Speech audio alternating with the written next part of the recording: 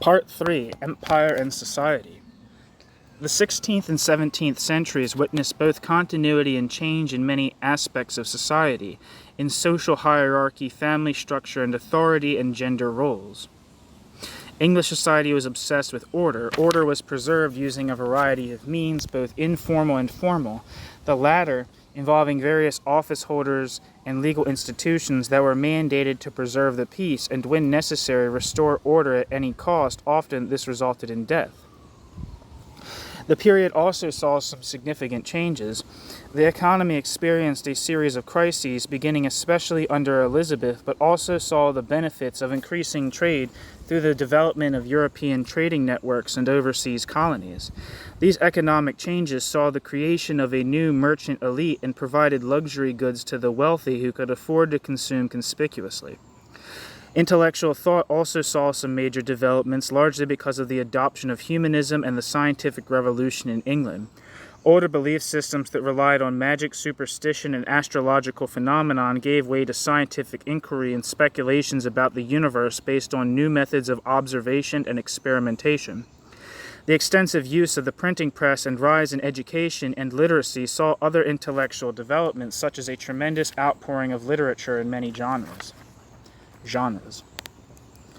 Okay, so Chapter 8. Exploration, Trade, and Empire. Death and Disorder. The murder of Macmillan. At first, relations between the English and North American indigenous peoples were perfectly orderly, but they did not stay so for long. When Philip Amadas and Arthur Barlow arrived in Osamogomoc,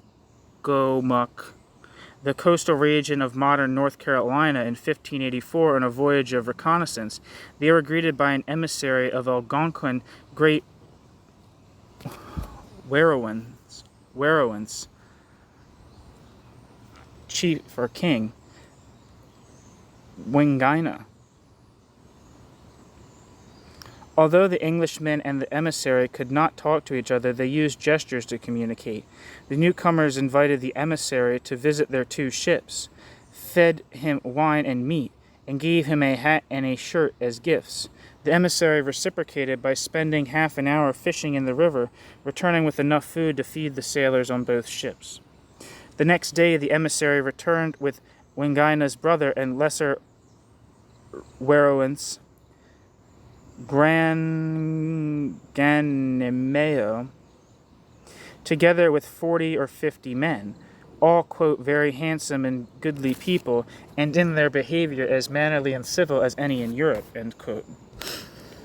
Through gesture and rituals, Grang and Imeo welcomed the newcomers, and over the course of several days, the English and Algonquins visited each other and traded gifts. The Algonquins brought venison, rabbit, fish, melons, nuts, and root vegetables, food that was much needed by the English, while the English gave clothing, kettles, and musical instruments.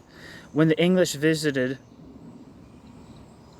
Grangenimeo's territory, Roanoke Island, his wife and other women ensured that the 50 Englishmen and their clothes were thoroughly cleaned.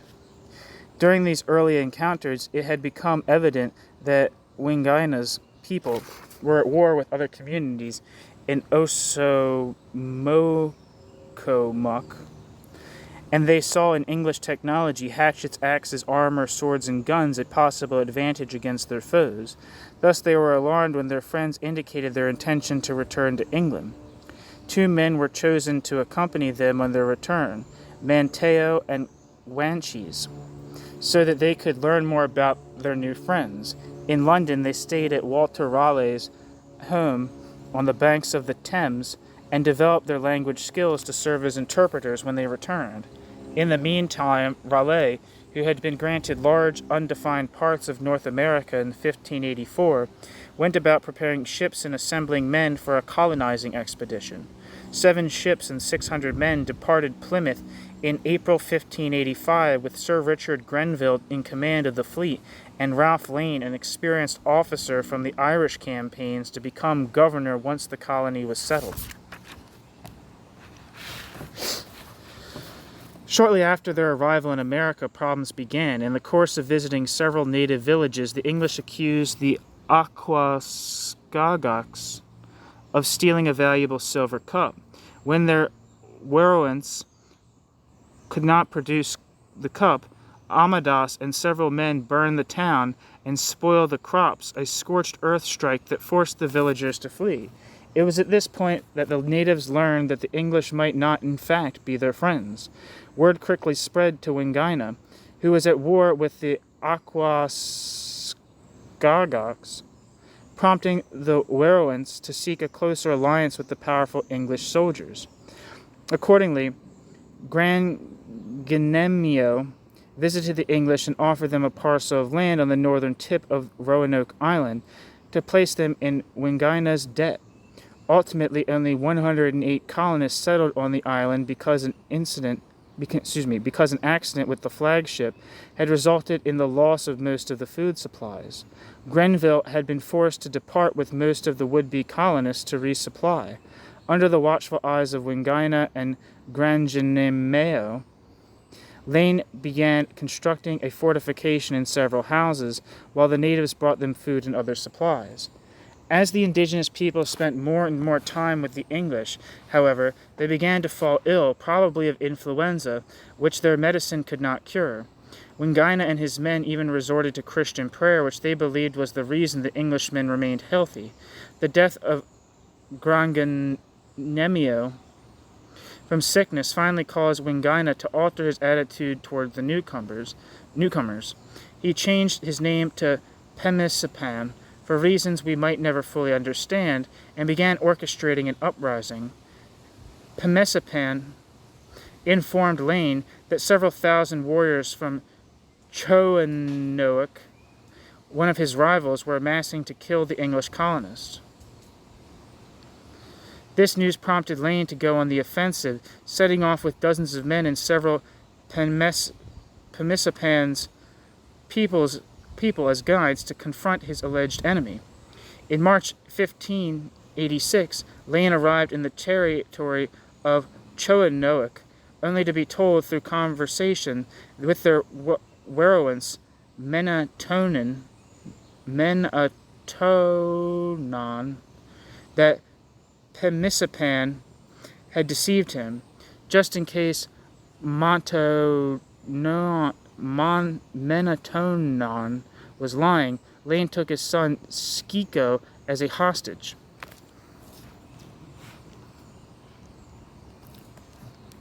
When the party returned to Roanoke Island, half-starved and infuriated by the deception, Pemisipan had already informed the remaining English settlers that Lane and the others were dead. Lane's arrival forced Pemisipan to change his plans. In the interest of restoring peace, he informed the English that his people would plant the earth and provide enough food for their needs. The peace was short-lived. Soon, Pemisipan and his followers destroyed the crops and departed the island, leaving Lane and his men to fend for themselves. Meanwhile, Pemisipan attempted to amass an army of 800 men, planned to have Lane killed in the middle of the night, and in the ensuing confusion would return to the island with his force and murder the rest of the English colonists. When this plan was revealed to Lane, he ordered his men to gather up all the canoes on the island to prevent the natives from warning Pemisipan of English plans to reciprocate, during which the English beheaded at least 2 indigenous men.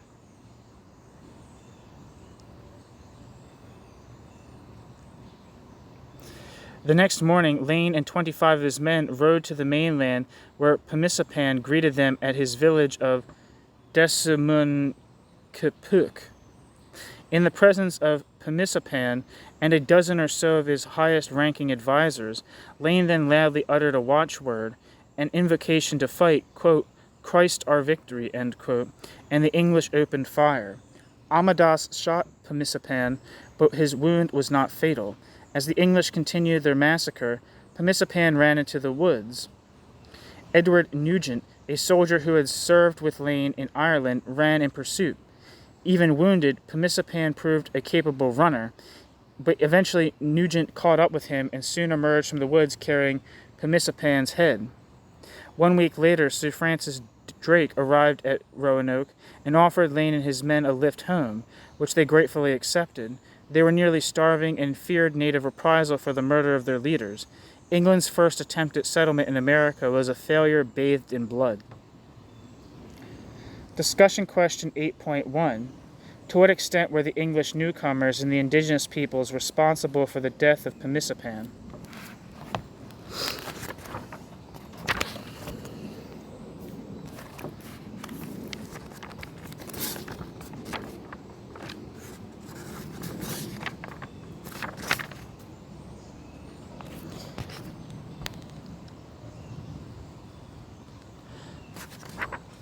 Trade in Europe.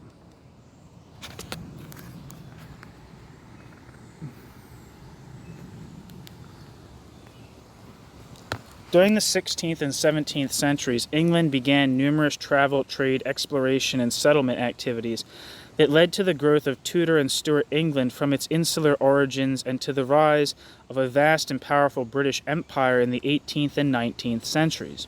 This process began in the early 16th century when young men traveled to Europe for sightseeing, experience with other cultures and languages, and educational opportunities, an event later known as the, quote, Grand Tour of Europe, end quote, and sometimes later returned for diplomatic, employment, and mercantile undertakings.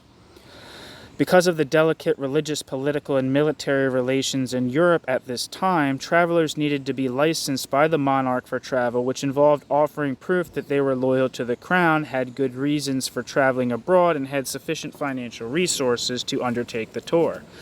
Throughout the period of 1520 to 1690, English men and women journeyed into Europe, learning new languages, customs, styles, religions, and intellectual developments, brought these back to their home country, often published travel narratives on their experiences that even at times took to criticizing English traditions and cultures in comparison to those on the continent. In these diaries, the, quote, otherness, end quote, these cosmopolitan travelers encountered was often described using their own limited understanding of different cultures, resulting in as much misunderstanding as enlightenment about the wider world.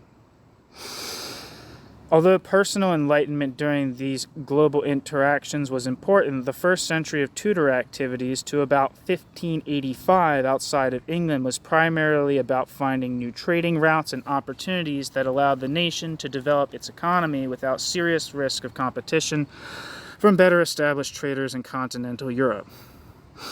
When, for example, English subjects from Bristol were fishing and trading near Iceland,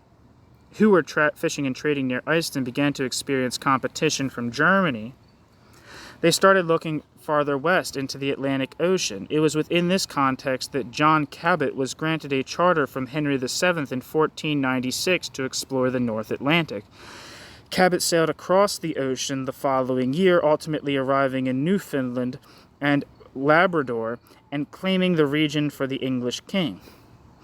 Later voyages by Cabot, his son Sebastian, and others over the next 2 decades enabled British fishermen to undertake annual fishing expeditions to North America. Others sought the elusive Northwest Passage to Asia. However, the passage was not to be found, and by the middle years of Henry VIII's reign, Newfoundland was also being visited annually by French and Portuguese fishermen who managed to dominate the region and eclipse English activities in the New World for another half-century. Interest in trade and exploration picked up again in the reign of Mary, this time with the intention of finding a northeast passage. Although this quest and numerous others undertaken until the early 17th century failed, voyages by Richard Chancellor resulted in the English making friendly relations with Ivan the Terrible IV of Muscovy, Russia. This was a fortunate situation for England because by 1550 its principal trading commodity since the late 15th century, wool, had become increasingly less viable as a major export. Before this date, England, through its London-located merchant adventurers, had sent most of its unfinished wool to Antwerp, where it was finished and then distributed throughout Europe. Several events occurred beginning mid-century that severely weakened this trade, including a strained relationship with the adventurers' main competitor, the Hanseatic League, various, quote, wars of religion, end quote, in Europe, which limited trade opportunities, the Dutch fight for independence from Spain, which impacted the Antwerp nexus, and the oversaturation of English wool on the European market, which reduced demand and value. Meanwhile, English proto-industrial activities had led to the availability of new commodities, such as cheaper forms of cloth manufactured in England, the so-called new draperies for export, and the nation's elite increasingly sought luxury goods available only in foreign markets such as silk and spices. The opening of trade with Russia, therefore, allowed England to forge new and essential trading relationships, which were managed by the Muscovy Company, a joint stock company chartered in 1555. The English traded their new draperies for a variety of products: furs, hides, tallow, wax, and especially cordage or rope used on ships as, quote, privileged traders, end quote, meaning they had the right to operate in Russia without paying customs or other duties. Their special status deteriorated with the death of Ivan in 1584, and the challenge of navigating into the White Sea and the overland routes to Moscow prevented wide-scale English trade in the region.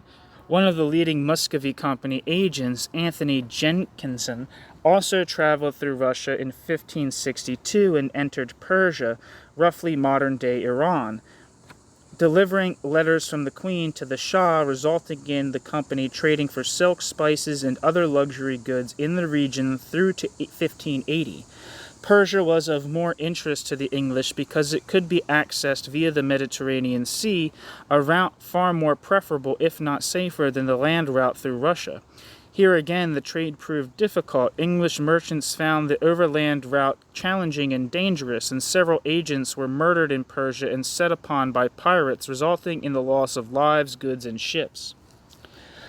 Persia was also intermittently at war with the Ottoman Empire, centered in Constantinople, Istanbul, and modern-day Turkey.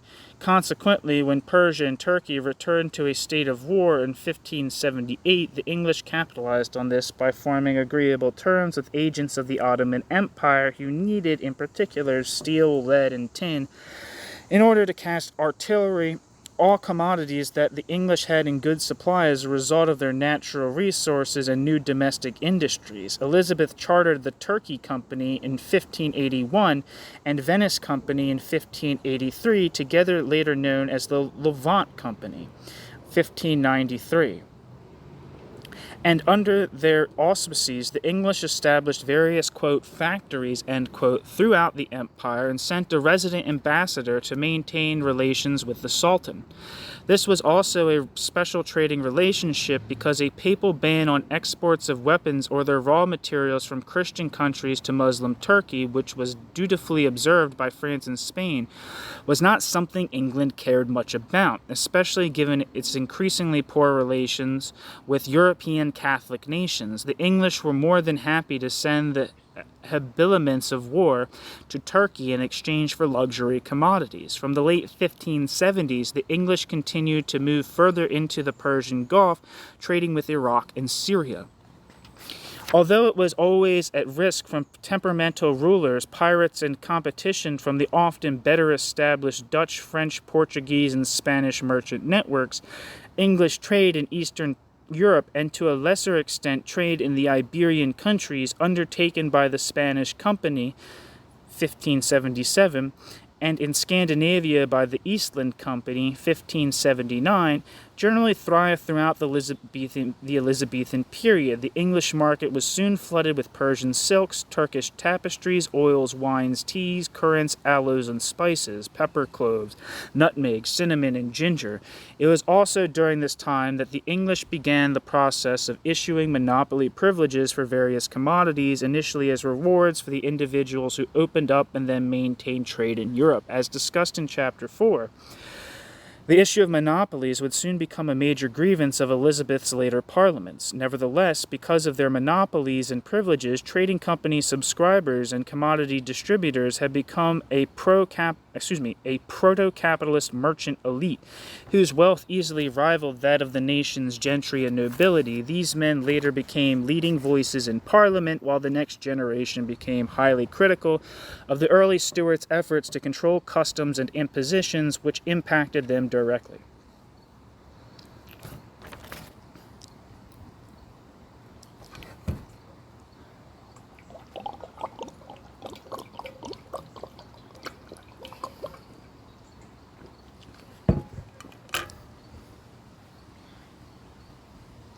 Discussion question 8.2. In what ways did the expansion of trade into Europe break down England's historical insularity? Travel and trade in the East.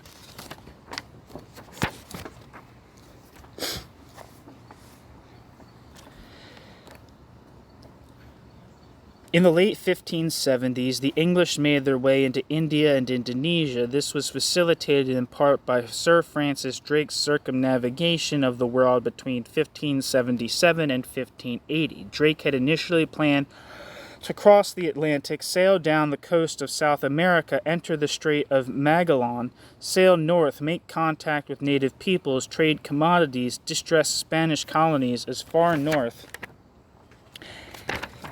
as California, and return via the same route. The expedition did not work out quite as planned. Although Drake managed to get to California, renamed the region Nova Albion, New England, plundered and sacked Spanish settlements, and took numerous ships as prizes. At some point, he decided to return by way of the Moluccas, the Spice Islands in the Banda Sea in Indonesia, where he arrived in November 1579. This was a region that had long been under the control of the Portuguese, so Drake's arrival provided the local indigenous people the opportunity to develop new trading relationships.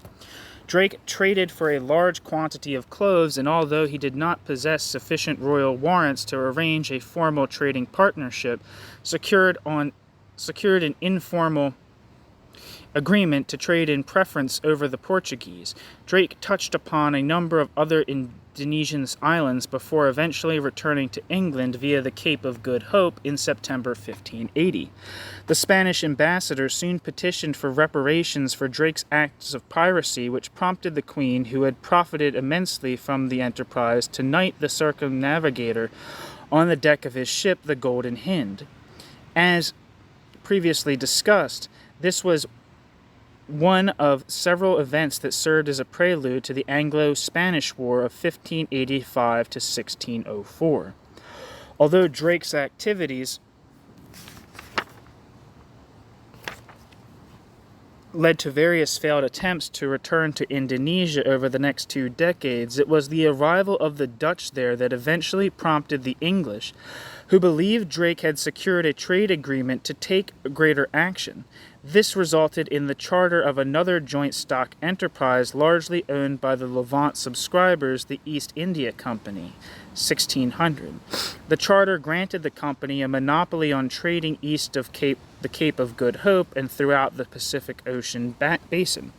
Over the next several years, James Lancaster, Henry Middleton, and others sailed to the east, with instructions to compete with the Dutch and Portuguese trade in the region and set up factories in locations such as South and West India, Java, and Ambon in the Spice Islands. Immediately, the English confronted numerous problems, including scurvy and illness caused by the long sea journey, difficulties with the indigenous Sabanders, island governors, and the dominance of the Portuguese, and especially by 1610, the Dutch. Various incursions between the English and Dutch resulted in an unofficial war that saw many deaths and the confiscation of cargo, and even an Anglo-Dutch treaty signed in 1619, which granted both parties access to the pepper and spice trade in exchange for mutual defense of the area, which was insufficient to quell the animosity. The situation became worse when the Dutch executed 10 English merchants at Amboina on the grounds of conspiracy, an event known as the Amboina massacre, causing the English to leave the Spice Islands and formally cede them to the Dutch in 1667. From the 1620s until beyond the Stuart period, the East India Company focused its attention on India, particularly in the region of Gujarat. Trade and plunder in the Atlantic.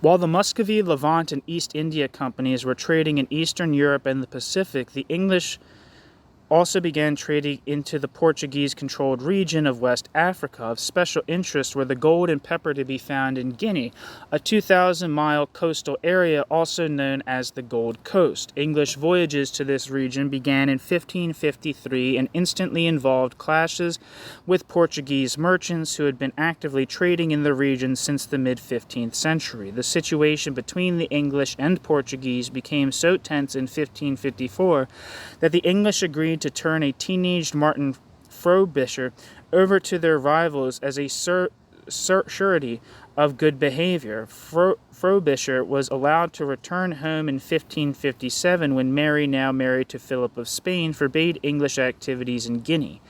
However, the voyages of Thomas Wyndham and William Towerson, which involved trading tin and cloth for gold and ivory, attracted further enmity by seizing Africans to bring back to England, plundering and burning the villages of those who refused to trade, and taking as prize Portuguese ships carrying valuable cargoes. In 1561, the Portuguese ambassador in London formally protested English activities in Africa. He complained of English seizure of ships and requested that the English be prohibited from trading in any regions, quote, conquered, end quote, by the King of Portugal. Elizabeth replied that while she would punish proven acts of piracy, she could not prevent her subjects from trading in any regions where the indigenous peoples wanted English trade or where there was no clear evidence of European occupation. In this response, Elizabeth articulated a legal position that would later become critical to English expansion into the Americas, that the mere discovery of newfound lands or presence of other Europeans in them did not automatically confer sovereignty unless they had the, quote, obedience, dominion, and tribute, end quote, of the indigenous peoples and demonstrated clear physical presence through fortification and other signs of possession. The Queen suggested that if the King of Portugal had such authority, he could restrain his African subjects from trading with the English. If the Africans continued to trade, they did not recognize Portuguese dominion and were therefore free to trade with whomever they pleased. This was largely the same argument Elizabeth gave to the Spanish ambassador in 1580 after complaints about Francis Drake's activities during his circumnavigation. Another trading activity involving Africa in the 1560s was England's first venture into the slave trade. Backed in part by the Queen, the wealthy ship owner and merchant John Hawkins took part in 4 voyages between 1562 and 1569 with the intent to capture Africans from the west coast and sell them as slaves in the Spanish Caribbean, thereby mimicking Spanish slaving activities that had been ongoing since about 1520. Although non-Iberians selling slaves in the Spanish Americas was forbidden by a Spanish statute banning contraband trade in the region, success was anticipated because England and Spain were then generally on good terms and because the Spanish colonists were seeking additional labor on their profitable Caribbean plantations. During the first 2 voyages, Hawkins captured and plundered several Portuguese and Spanish vessels, gathering several hundred Africans from the Gold Coast, and sailed across the Atlantic to sell his cargo. The success of these 2 voyages, however, quickly soured when the 3rd and 4th voyages both ended in failure. During the last trip, the largest of the slaving voyages, Hawkins set out with 6 ships, including 2 royal warships, arrived in the Caribbean with more than 500 Africans in his hold, and touched upon many ports to sell his cargo, before being forced by severe storms to San Juan de Ulua in Central America. There, Hawkins met considerable Spanish resistance when, coincidentally, a Spanish flotilla arrived. In the ensuing sea battle, Hawkins lost 3/4 of his men, his fleet was reduced to 2 ships, and he limped home to Plymouth after a financially disastrous expedition. By the time Hawkins arrived home, Anglo-Spanish relations were already becoming rocky because of English support in the Netherlands. Within the political climate, the Caribbean policy swiftly changed from one of tacitly accepted trade to unofficial plunder. Though officially disavowed by the Crown, the years between 1570 and 1577 saw at least a dozen plundering expeditions to the Caribbean, largely led by Drake, which led to his eventful circumnavigation toward the end of the decade. At the outset of the war in 1585, Drake was commissioned to return to the Caribbean in command of 21 ships and 1,800 men for official privateering, acts of licensed piracy designed to distress the Queen's enemies during wartime. Drake and his fleet looted Santo Domingo, Cartagena, and Cuba, and St. Augustine, Florida, before arriving at Walter Raleigh's new colony of Roanoke and bringing its demoralized colonists fresh off the beheading of Pemmican back to England in July 1586. Drake's subsequent and highly successful Cadiz raid and role in the defeat of the Spanish Armada, as discussed previously, secured his legacy as perhaps England's greatest sea dog. The Anglo-Spanish War also led to renewed interest in trade along the Gold Coast, particularly for pepper, ivory, and timber, leading to the Crown chartering the Senegal Adventurers 1588 and later the Guinea Company 1618. Although the former company undertook several successful ventures in the late 16th century, the Guinea Company was less successful. This was partly because of several failed attempts to find gold mines rather than relying on trade, particularly because, as in Indonesia, the English were constantly in competition with the Dutch and Portuguese, and partly because of increasing criticisms about monopolies and other crown policies during the reigns of the early Stuarts. After the Restoration, the Royal Adventurers to Africa 1662 was chartered under the direction of Prince Rupert of the Rhine. This led to the creation of more successful and enduring Royal African Company. 1672. Under the patronage of James, Duke of York, which had wide-ranging powers of trade and settlement throughout West Africa. Under the auspices of this charter, the company set up forts and factories, and by 1690, with Dutch and Portuguese rivalry considerably reduced, had transported between 90,000 and 100,000 Africans across the Atlantic, primarily to English colonies in North America and the Caribbean. The English also traded for ivory and especially gold, which was sold to the English mint to produce coinage.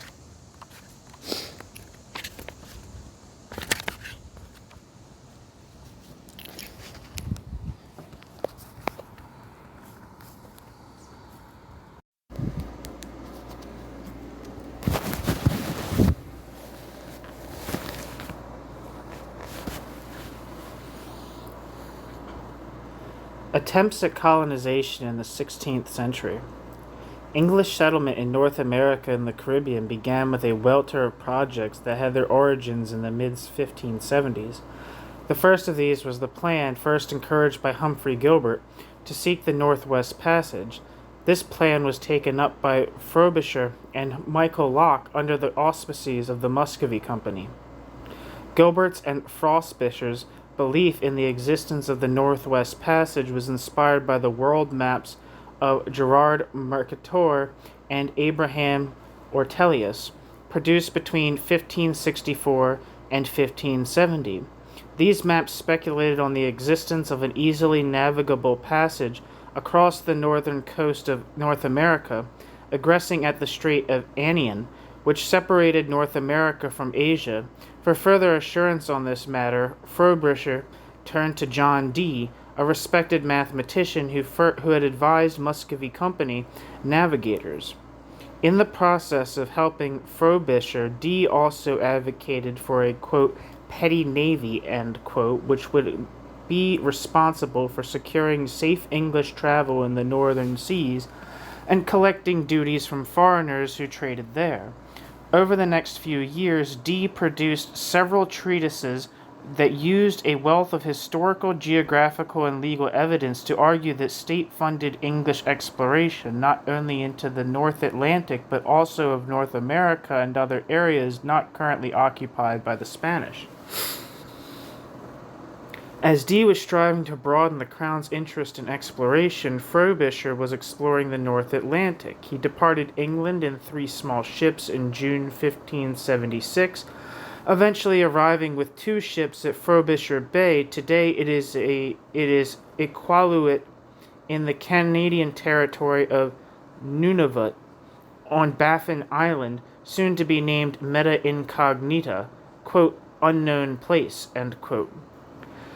He soon came into conflict with the local Inuk, who took 5 of Frobisher's men prisoner while he managed to capture one of their men and bring him back to England in October.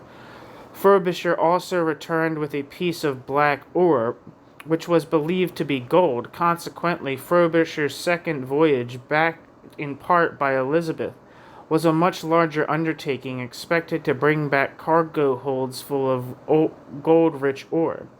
The fleet arrived in Frobisher Bay by July 1577, where Frobisher took formal possession in the Queen's name. No efforts were made to penetrate further into the Northwest Passage. Instead, the expedition returned to England in September with tons of ore and 3 more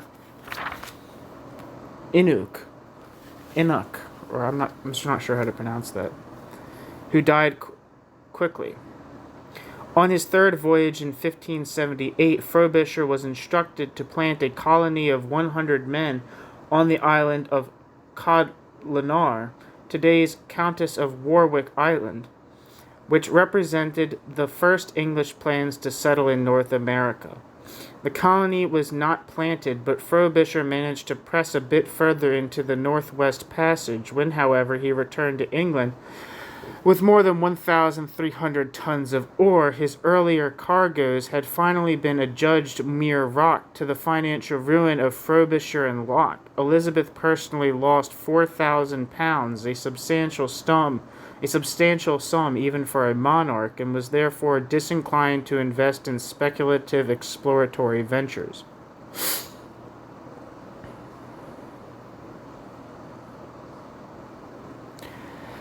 As Frobisher's voyages were coming to an end, those of Gilbert were being reinvented. Fresh from his participation in the conquest of Ireland, Gilbert proposed distressing Spanish fishing in Newfoundland and shipping in the Caribbean by establishing a military base of operations at a strategic location in North America. Although he requested a charter of colonization from the Queen, it is clear that Gilbert initially had little interest in planting a permanent colony.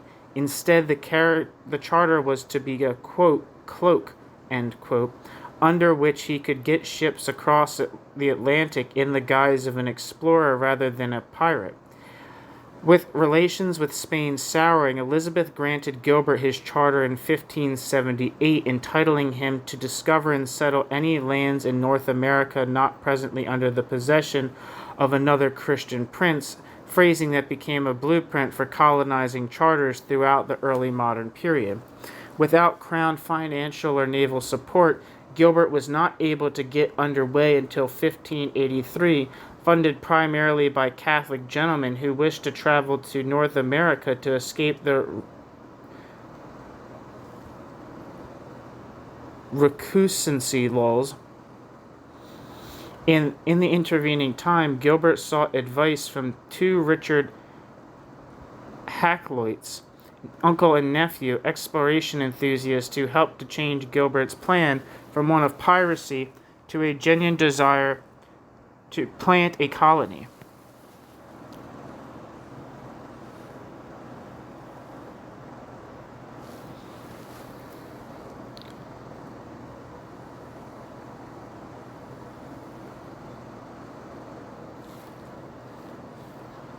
Sorry.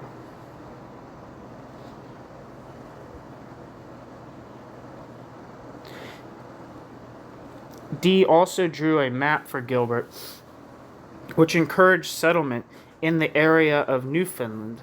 Accordingly, when Gilbert arrived in Newfoundland, he declared the region to be in English possession. Within a few weeks, Gilbert's enterprise was endangered by sickness, desertion, and the destruction of his flagship.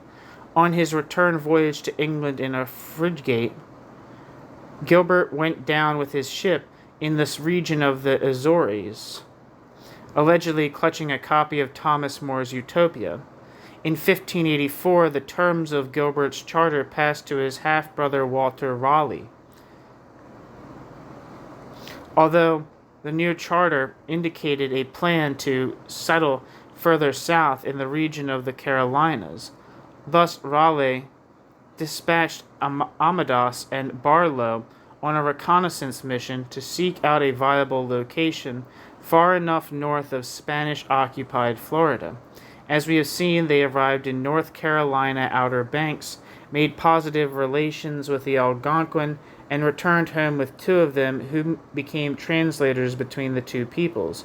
In their report, Amadas and Barlow indicated that the region they reconnoitered could yield commodities consistent with a Mediterranean climate, including olives, grapes, and sugar, which would thereby relieve England of its reliance on Spanish and French goods, oil, and wine. The indigenous peoples were described as, quote, gentle, loving, and faithful, void of all guile and treason, end quote. Further support to settle in the region of, quote, Virginia, end quote, the name authorized by Elizabeth for the new land, came from the younger Hakluyt in an important manuscript known as the, quote, Discourse of Western Planting, end quote, published in 1584. The treatise was commissioned by Raleigh in an effort to engender state funding, and in its 21 chapters, Hakluyt developed a comprehensive protocol for colonization. An Anglican priest, Hakluyt argued that spreading religion and civility to quote, idolaters, end quote, was a basic Christian responsibility. Hakluyt expressed concern that English trade had become, quote, beggarly, end quote, mostly because of the challenges encountered in Africa, Europe, and Asia. In addition, by the planting of a colony, the Northwest Passage to China could be more easily searched out. Several chapters were also devoted to concerns over Spanish power in the Caribbean, the tyranny that Spain had exercised in South America, and the danger of the King of Spain continuing to be enriched by gold from the New World. Although Hakluyt's treatise was not successful in gaining state funding, it did result in the knighting of Raleigh, permission to impress men from port towns to serve in his ships, the release of Ralph Lane from service in Ireland to govern the colony, and private investments from Francis Walsingham and other high-ranking men. The first voyage departed in April 1585 with 7 ships and 600 men. Raleigh was forbidden by the Queen to travel to North America, leaving Grenville and Lane in overall command of the enterprise. Unfortunately, navigating the North Carolina Outer Banks proved more difficult than expected, resulting in damage to the largest vessel and the loss of most of the supplies. The plan to settle 600 men was quickly scuttled. Instead, Lane was to remain with just over 100 men when Grenville returned to England with the remaining would-be settlers to resupply. Meanwhile, as we have seen, with the permission of Wingina and Granjanimeo, Lane supervised the building of a small fort on Roanoke Island. Over the course of the winter and spring, 1585-6, relations between the English and local inhabitants slowly deteriorated, leading to conspiracies and uprisings that, by the end of the summer, had resulted in the murder of Pemisipan and evacuation of the colonists. The evacuation occurred mere weeks before Grenville returned with supplies. Finding Roanoke desolate, Grenville made the peculiar decision to leave 15 men behind with about a year's provision in order to maintain English presence in the region, and departed, unaware of the enmity between the English and the indigenous peoples. The most valuable fruits of this enterprise were the observations and images produced by Thomas Harriot and John White, respectively a scientist and artist whose efforts were combined in A Brief and True Report of the Newfound Land of Virginia, published in 1588, an overly optimistic report about the Carolinas and its peoples that influenced English perceptions of the New World for half a century. White returned to Roanoke in 1587 for another attempt at settlement, this time on the mainland. He stopped at Roanoke Island to retrieve the 15 men left behind by Grenville, but found the colony deserted. White was soon caught up in a series of near mutinies that forced him to rebuild at Roanoke rather than proceed as planned to Chesapeake Bay. By August, he was on his way back to England to resupply, leaving behind 115 people, including his daughter and son-in-law and their daughters Virginia Dare, the first English child born in America. He was never to see them again. By November 1587, rumors of a Spanish armada forced the Queen to order the stay of all English ships. By the time White could head up a recovery expedition in 1590, the rescuers found the colony abandoned. The words Croatoan written on a post. White interpreted this as a sign that the colonists had relocated to a nearby island, but poor weather prevented him from following up on this clue. Instead, he returned to England, putting an end to Elizabethan attempts to settle North America. Raleigh did manage eventually to get to the Americas.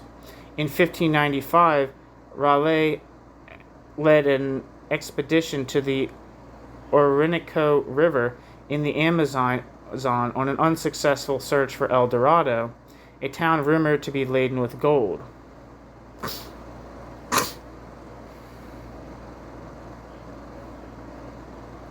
Discussion question 8.3. To what extent was Elizabeth's reluctance to provide support, financial and otherwise, for exploration and settlement in the Americas advantageous and detrimental to the rise of empire?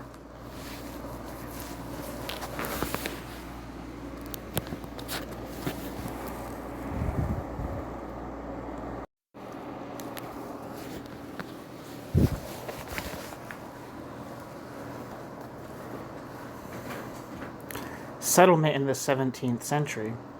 Following the end of the Anglo-Spanish War in 1604, various metropolitan agents began to plan another attempt to settle North America.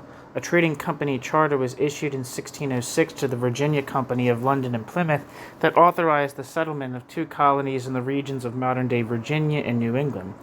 Although James I naturally asserted sovereignty over any regions settled by his subjects, the colonies were otherwise to be self-administered by a company governor in London and colonial governors in North America, with overall, albeit lackadaisical, control held by the king and his privy council. Ultimately, only the London branch of the company managed to settle a colony, Jamestown, along the banks of the Chesapeake. In April 1607, the colony was immediately beset by numerous problems largely related to poor instructions from London and quarreling among the leadership in Jamestown, especially that involving Captain John Smith. The colonists were also unprepared for the harsh conditions they encountered. The optimistic reports of Barlow, Harriet, and others proved to be woefully inaccurate. The climate was marshy and infested with insects, and the earth needed a great deal more physical labor for the cultivation of crop than was initially expected. Moreover, the planters initially sought to grow much desired Mediterranean commodities, olives, grapes, and sugar, and the cultivation of which quickly proved futile, rather than grains and other crops that would help bring about self-sufficiency. One of the major supply ships, the Sea Venture, wrecked in Bermuda in 1609, and by the time 2 small ships could be constructed and sail to Virginia, the English population had been severely reduced due to starvation, disease, and general apathy. However, the discovery of Bermuda also led to a new charter which saw the settlement of that island group.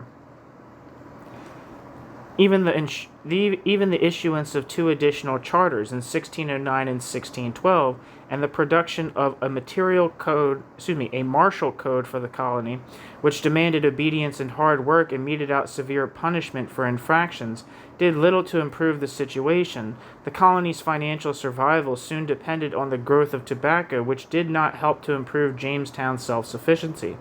Growing tobacco required a large amount of land, causing the colonists to move beyond the relative protection of Jamestown into the surrounding community, which was also shared by the Powhatan Native Confederacy. After some initial skirmishes, English relations with the Powhatans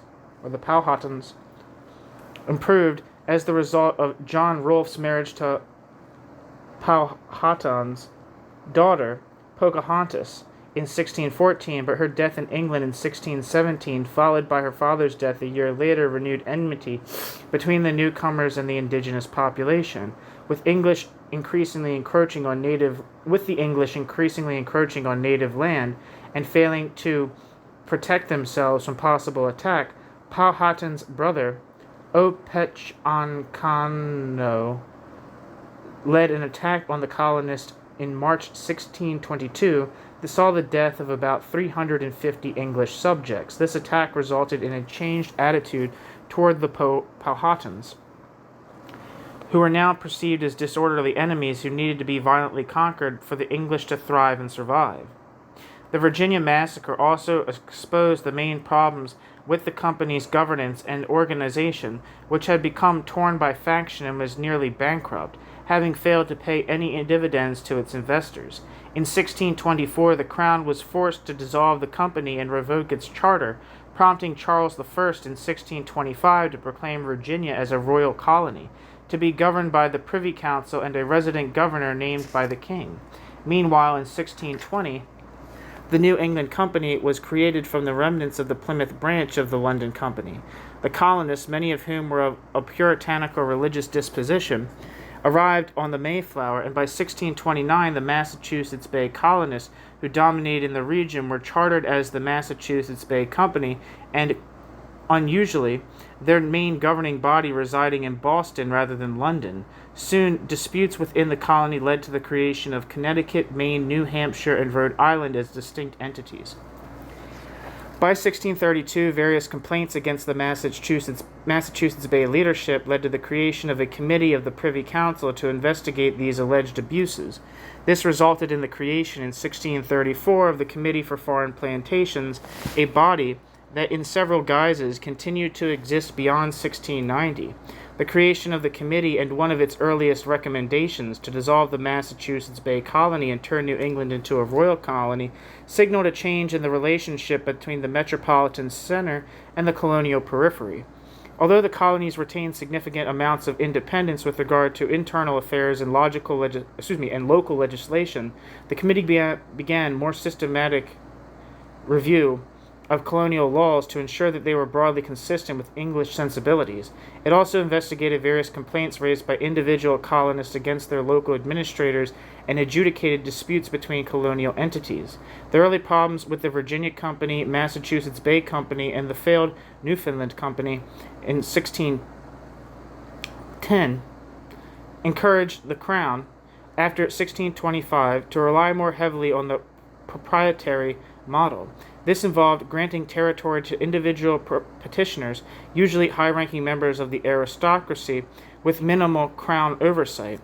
Under this system, various islands in the Caribbean, including Barbados, which soon became the wealthiest and most important colony in the English overseas empire, were granted to the Earls of Carlisle and Montgomery. Maryland was settled in 1632 by George Calvert, Baron Baltimore, a former Secretary of State, and his son Cecil, as a haven for English Catholics.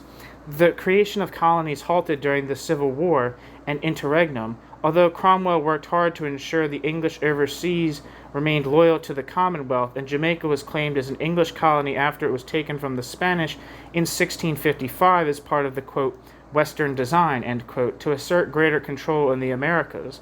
After the Restoration, several additional proprietaries were created. The Carolinas, 1660, Delaware, New York, and New Jersey, all in 1664, and in 1681, Pennsylvania was created as a haven for Quakers.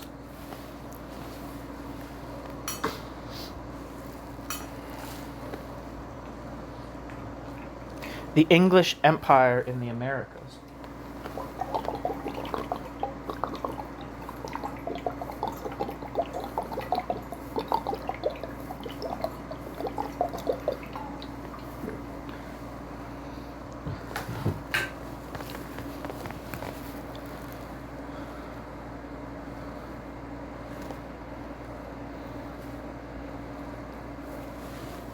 Despite its humble and rocky beginnings, the English Empire in the Americas, by the end of the 17th century, boasted perhaps 500,000 inhabitants, or roughly 1 in 10 English subjects, with another 100,000 Scottish and Irish settlers among them.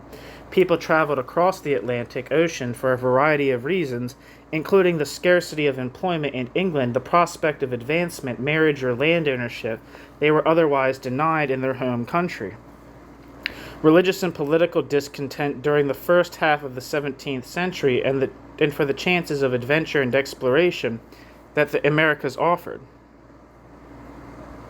Many young men and some women indentured themselves or voluntarily agreed to undertake arduous labor on plantations for a period of 3 to 7 years in exchange eventually for land and the ability to marry and raise a family. Certain convicted criminals whose physical labor was desperately needed, especially in the plantation colonies, were transported to Bermuda, the Caribbean, and the southern colonies and placed into indenture instead of being executed. Members of the clergy, Calvinists, Catholics, and Quakers, went to assist in converting indigenous people and to build a better society than they had experienced in England. Increasingly after the 1620s, hundreds of thousands of Africans were sold as slaves to the southern and Caribbean colonies, enduring considerable hardship both on the, quote, middle passage, end quote, across the Atlantic and under the harsh regimes of their English owners, despite the creation of various slave codes throughout the second half of the 17th century. The geographical, religious, economic, and constitutional nature of the colonies also created a great deal of differentiation between and among them. The northern colonies, New England, Newfoundland, New York, Pennsylvania, and others, were more urban, industrial, and mercantile, and were populated by families and free laborers working in farm and proto-industrial factories. They traded primarily with England, exchanging raw materials and manufactured goods for fish, cod, rum, lumber, and fur, and the latter of which was purchased from indigenous traders. The southern and Caribbean colonies were plantation-based, in which large numbers of unfree laborers cleared land, drained swamps, and produced tobacco, indigo, and sugar. Naturally, the various commodities produced in the colonies also had considerable impact in England, whose population was the primary consumer of the colony's luxury products. Especially after state monopolies died out by the middle of the 17th century, the transportation, distribution, and sale of these products also created a mercantile elite, men usually without title but with considerable wealth whose rise challenged the great chain of being. These colonies also had different experiences with the indigenous peoples, especially in the northern regions, where the Pequot War, P-E-Q-U-O-T War, 1634 to 1638, King Philip's War, 1676 to 78, and Bacon's Rebellion, 1676, ended poorly for the native populations. The actions taken against the indigenous peoples in the South after 1622 also reduced their population significantly, while the Caribbean colonies had few native populations to begin with, allowing those colonies to develop quite differently from those on the mainland. Sometimes Anglo-Indigenous relations were friendly, especially in areas where the peoples actively traded with one another for mutual benefit, but traces of enmity fueled by fear, suspicion, racial tension, and the English colonists' insatiable quest for land acquired under traditional European notions of private property ownership was a persistent feature in the English Empire in America. Historians have demonstrated that the efforts of the English to turn the landscape into one of, quote, houses, fields, and fences, end quote, contrasted sharply with indigenous perceptions about land use.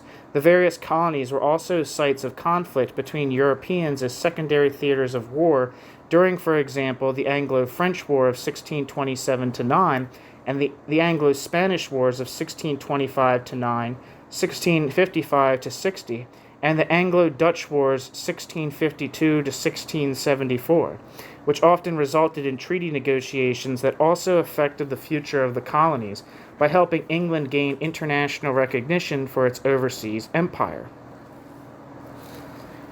By 1690, especially with the production of various navigation acts between 1651 and 1663, which regulated trade across the English Atlantic world and relations between the mother country and its colonies, the English had the most powerful European empire in North America.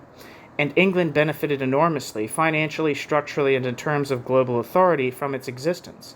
The colonies remained largely self-administering and were governed through local, quote, planter assemblies, end quote, although the expansion of the powers of the various committees for foreign trade and plantations after 1670 is sometimes seen as the, quote, end of American independence, end quote, and the start of a process leading eventually to rebellion in the 18th century, an example indicating the seriousness with which the English state approached the idea of a unified empire emanating from Westminster may be found in the quote Balthwaite Atlas, end quote, a collection of 48 manuscripts and printed maps assembled by William Blathwayt, head of the Privy Council's Plantations Committee in 1683. The collection was designed to provide the committee with a visual representation of the entire English empire, so that more informed decisions could be made about its future. There is little doubt that the creation of this empire brought early modern England out of its insular origins and gave it a global character.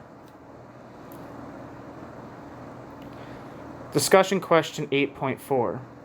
Historians have suggested that the emigration of certain subjects from England to the New World in the 17th century served as a, quote, safety valve, end quote, or a method of relieving built-up tensions in early modern England. Based on knowledge gained in earlier chapters, how would you assess this argument? What problems existed in England between 1585 and 1690 that emigration could ease? Voices of the Past. The Jamestown Massacre. By 1622, the Jamestown colony contained about 1,200 English subjects and had, throughout its 15-year existence, struggled with starvation, poor climate, apathy among the colonists, and troubles with the Algonquin peoples known as the Powhatan Confederacy. In this year, the chief Werowans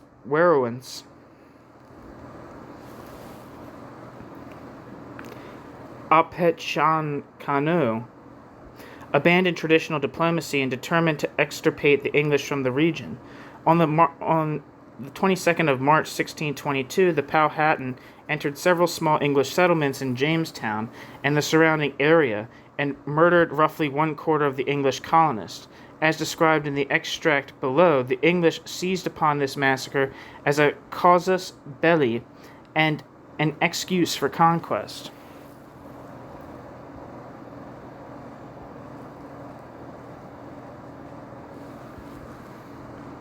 An occasion was ministered of sending to Apetchankano,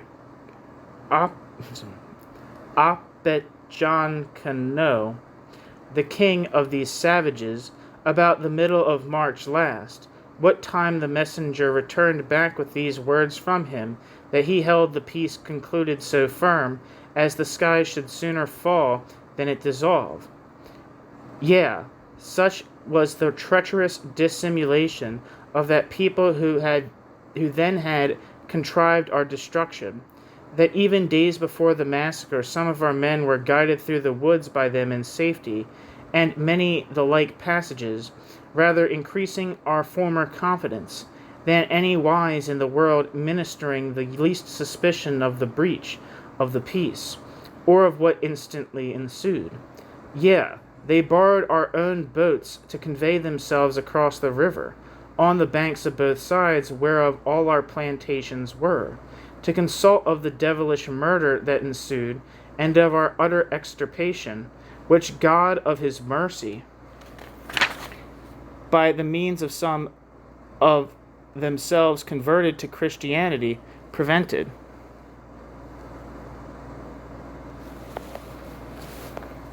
Footnote. Some settlements were saved because converted indigenous peoples informed the colonists about the Opetchankano's plans. And as well to the Friday morning, the fatal day, the 22nd of March, as also in the evening, as in other days before, they came unarmed into our houses without bows or arrows, or other weapons, with deer, turkeys, fish, furs, and other provisions to sell and trade, which is truck means trade, with us for glass, beads, and other trifles. Yes, in some places, they, and sat down at breakfast with our people at their tables, whom immediately with their own tools and weapons, either laid down or standing in their houses, they basely and barbarously murdered, not sparing either age or sex, man, woman, or child, so sudden in their cruel execution that few or none discerned the weapon or blow that brought them to destruction. In which manner they also slew many other people than at their several works and husbandries in the fields, and without their houses, some in planting corn and tobacco, some in gardening, some in making brick, building, sawing, and other kinds of husbandry, they well knowing in what places and quarters each of our men were, in regard of their daily familiarity, and resort to us for trading and other negotiations.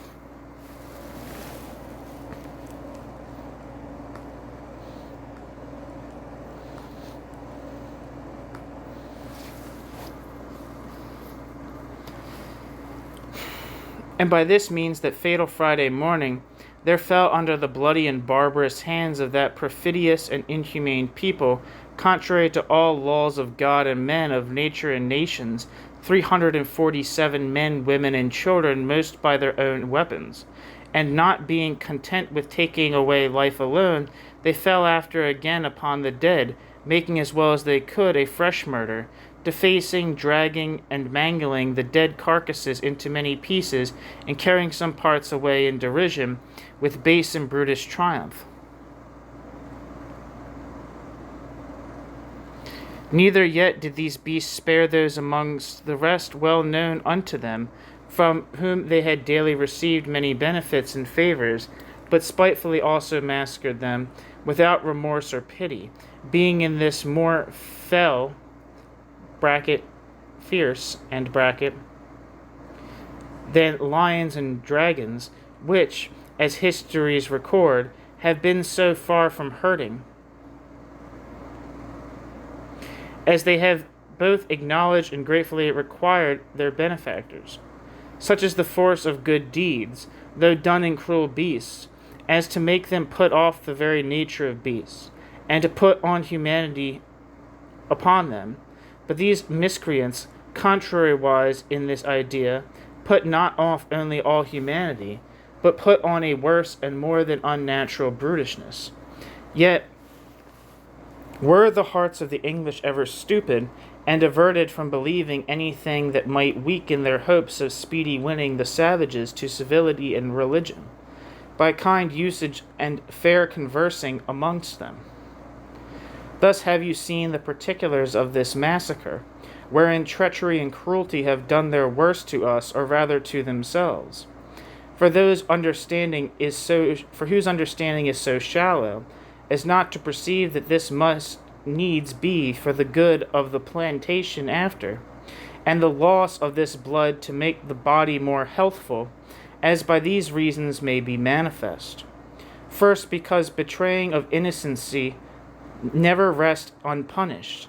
Second, because our hands, which before were tied with gentleness and fair usage, are now set at liberty by the treacherous violence of the savages, so that we, who hitherto have had possession of no more ground than their waste, and are purchased at a valuable consideration, to their own contentment gained, may now by right of war and the law of nations invade the country and destroy them who sought to destroy us, whereby we shall enjoy their cultivated places, now their cleared grounds in all their villages, which are situated in the fruitless places of the land, shall be inhabited by us, whereas heretofore the grubbing of... my recording cut off for some reason. Whereas heretofore the grubbing of woods was the greatest labor.